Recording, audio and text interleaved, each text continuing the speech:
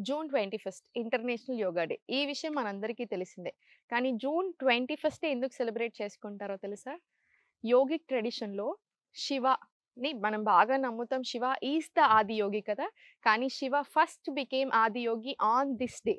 And second వచ్చేసి it is the longest day of the year అన్నమాట. Northern హెమిస్ఫియర్‌లో it is considered as the longest day of the year June 21. And it symbolises light, vitality and awakening. Also qualities of yoga. So ఈ 2 reasons. And ఈ 2 reasons వల్ల 21ని yoga day లాగా celebrate చేసుకోవడం జరిగింది. And ఇంకో విషయం మన పీఎం నరేంద్ర మోడీజీ గారు 2014 యూఎన్ స్పీచ్‌లో ఇంటర్నేషనల్ యోగా డే లాగా చేద్దామని చెప్పగానే డిసెంబర్‌లో with the support of 177 countries so మన 21ని ఇంటర్నేషనల్ యోగా డే లాగా డిక్లేర్ చేశారనమాట.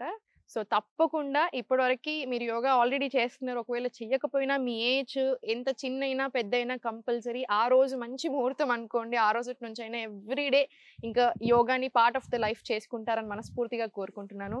ఓం నమః శివాయ.